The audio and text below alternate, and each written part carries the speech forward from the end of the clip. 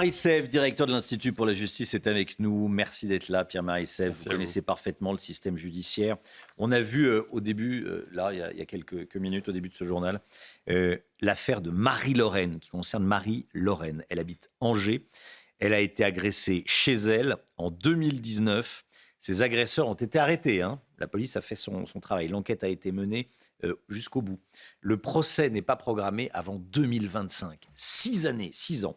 Je trouve que c'est symbolique des lenteurs de la justice. C'est-à-dire que là, la police fait son travail. On arrête les agresseurs. 6 ans entre les faits et le procès. Expliquez-nous pourquoi la justice est si lente dans ce pays. Alors déjà, vous avez raison, cette affaire est emblématique. Il se trouve que la lenteur de la justice, c'est quelque chose que dont n'importe quel justiciable peut témoigner. Dès qu'on a affaire à la justice, on sait que c'est très long, on sait que c'est trop long. Et d'ailleurs, ça a été reconnu par l'État. Il y a eu une affaire assez célèbre qui était tombée l'année dernière, je crois. Suite à la CEDH, il y avait eu une affaire très longue d'une école hors contrat associée à l'église de Scientologie. Enfin bref, une affaire qui avait commencé en 98, qui en 2022 n'avait toujours pas trouvé sa conclusion. Et la CEDH, la Cour européenne des droits de l'homme, avait failli condamner la France et avait dit à l'État français trouver une solution pour indemniser les parties civiles, donc les victimes, parce que là, ça devient complètement intenable. Et l'État français avait reconnu lui-même, oui, dans cette affaire-là, au moins, il y a une lenteur de la justice. Donc c'est reconnu, c'est su. Maintenant, quelles en sont les causes ? Eh bien, moi, j'en vois deux principales. Premièrement, je vois l'indigence de la justice. Ça, c'est certain. Il y a un vrai problème de moyens dans le système judiciaire français. C'est-à-dire que les dossiers s'accumulent, les dates d'audience sont difficiles à trouver, les locaux sont parfois trop petits. Je ne vous parle même pas des conditions matérielles d'exercice du métier. Et vous nous disiez à l'instant qu'on en parlait pendant la publicité, on utilise encore le fax dans la justice. On utilise un système Word qui date de 1995. Il y a 30 ans. Ouais, on utilise Word Perfect. Alors c'est à peine en cours de changement, tout comme pour le fax, c'est depuis le Covid qu'on a des petites améliorations, mais les cabinets d'avocats ont tous un fax dans leur bureau. Les avocats sont obligés d'utiliser le fax parce que la justice a 30 ou 40 ans de retard technologique. Première raison, l'indigence. Voilà, la deuxième raison, donc celle-ci, la raison de l'indigence, elle fait à peu près unanimité, tout le monde est d'accord, du syndicat de la magistrature, l'ensemble des syndicats de magistrats sont d'accord là-dessus. La deuxième raison fait moins l'unanimité, mais moi elle me paraît évidente, c'est la complexification folle de notre procédure pénale. C'est-à-dire que depuis les années 90, sous l'influence de la Cour européenne des droits de l'homme et de l'Union européenne, enfin bref, d'instances internationales, la France a énormément complexifié son droit pénal. C'est-à-dire qu'avant, un policier qui faisait un procès verbal, il prenait une feuille blanche, il notait la date, il écrivait en 3 lignes ce qui devait être inclus dans le procès verbal, et c'était tout. Aujourd'hui, c'est quelque chose d'informatisé, qui doit faxer, qui doit ensuite demander, il doit ensuite prévenir l'avocat, enfin bref, c'est devenu extrêmement compliqué, et donc c'est un nid à piège pour des vices de procédure. Et donc des vices de procédure se glissent en permanence dans les procédures. Indigence, complexification des procédures. Voilà. La réforme de la justice, elle va changer quelque chose ou pas ? Éric Dupond-Moretti, ça m'était sorti de la tête, mais ça m'est revenu en préparant cette interview, a dit qu'il voulait lutter avec sa réforme contre la clochardisation de la justice. C'est exactement ce que vous décriviez. Oui. Et il va y arriver ou pas ? Quand on pose une question au gouvernement, il dit attendez, avec la réforme de la justice, tout va changer. Ce qui est vrai, et il faut le mettre à son actif, en étant honnête, c'est que la justice, depuis que Dupond-Moretti est arrivé, je ne sais pas si c'est grâce à lui, en tout cas, il faut le mettre à son actif, a eu une des hausses de budget plus conséquentes, beaucoup plus conséquentes que les années précédentes. Mais c'est le nerf de la guerre. C'est C'est effectivement un des nerfs de la guerre. Vous prenez simplement le nombre de parquetiers. Donc, il y a deux sortes de magistrats. Il y a les magistrats qui jugent et il y a les magistrats qui poursuivent les infractions. On appelle les parquetiers. Les parquetiers, en France, on en a 3 pour 100 000 habitants. La moyenne européenne est à 12 pour 100 000 habitants.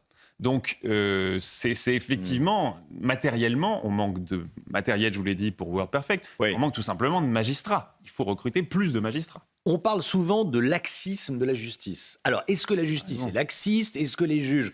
est-ce qu'il y a beaucoup de juges, on va très politisés, très à gauche, qui ne veulent pas être très sévères avec les délinquants ou pas ? Qu'est-ce que vous voyez, vous ? Alors, sur la proportion des juges qui pourraient être qualifiés de laxistes, moi je regarde les élections professionnelles. Le syndicat de la magistrature, qui est un syndicat... D'extrême gauche. d'extrême Même gauche. pas à gauche, là, on Clairement. est très à gauche. Qui est d'extrême gauche, Oui. qui se revendique marxiste pratiquement dans ses statuts, Oui. en tout cas dans sa création, qui a été créé en juin 68, juste après mai 68, pour soutenir mai 68, recueille environ 30% des voix des magistrats, ce qui est tout de même énorme.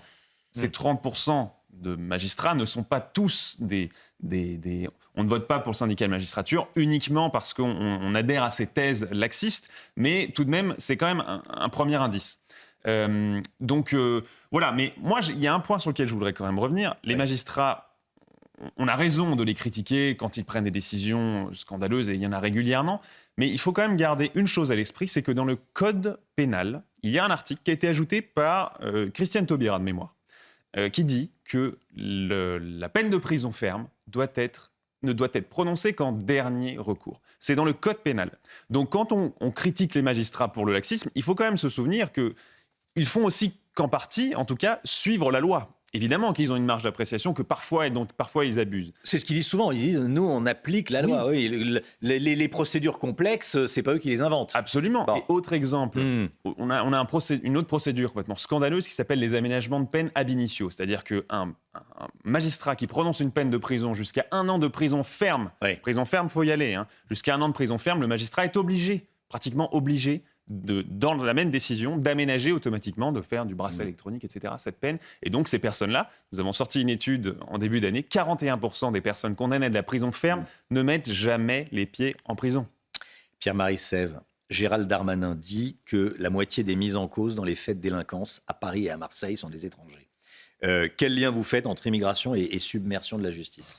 Alors, il y a un lien évident que nous faisons depuis des années, c'est qu'on prend tout simplement les chiffres du ministère de l'Intérieur, bien avant d'ailleurs que le ministre... C'est il y a quelque temps, il a dit ça il y a un peu plus d'un an, 1 an et demi. Oui, c'est ça. Maintenant, ils le disent, mais ça fait qu'un an, nous, ça fait déjà plusieurs années qu'on le voit. On prend les chiffres du ministère, on sait que les étrangers, je ne parle pas des descendants d'étrangers, les descendants d'étrangers, les étrangers sont surreprésentés dans toutes les catégories de crimes et délits. Dans le code pénal, il y a une quinzaine de catégories de crimes et délits, homicide, vol de voiture, enfin bref. Ils sont surreprésentés, ils sont que 9% dans la population, mais ils sont systématiquement plus de 9% parmi les mises en cause dans chacune de ces catégories d'infractions. Donc le lien est évident, oui, les étrangers, en tout cas les étrangers, à tout le moins, sont surreprésentés et ont plus de chances que les Français d'être mis en cause. Et donc plus on a d'étrangers en France, plus la délinquance va augmenter. Et ça, c'est en France, mais quand on prend les chiffres européens, puisque la France est aussi indigente en termes de statistiques, quand on prend l'ensemble des pays européens, on sait qu'étrangers et descendants d'étrangers, les descendants d'étrangers sont même parfois plus susceptibles que les étrangers de commettre des délits, d'être surreprésentés dans la commission de crimes ou délits que les autochtones. Donc le lien est évident, et d'ailleurs on ne peut pas avoir la prétention de régler le problème de l'insécurité si on ne regarde pas la vérité en face sur ce sujet. Pierre-Marie Sèvres, directeur de l'Institut pour la justice avec nous ce matin. Merci beaucoup d'être venu sur le plateau de la matinale de CNews. Cette question que je vous pose, vous flashez le QR code, vous connaissez le principe et vous y répondez. Délinquance, est-ce que vous avez confiance en la justice ? Oui, non, entre les deux, vous enregistrez la vidéo et elle passe à l'antenne. C'est important de prendre la parole. C'est la seule matinale qui vous donne la parole, celle de CNews. Vous le savez, profitez-en. Dans un instant, l'économie avec Lomique Guillot. Le gouvernement voudrait enfin que le travail paye mieux. On en parle souvent. Bon, est-ce que ça va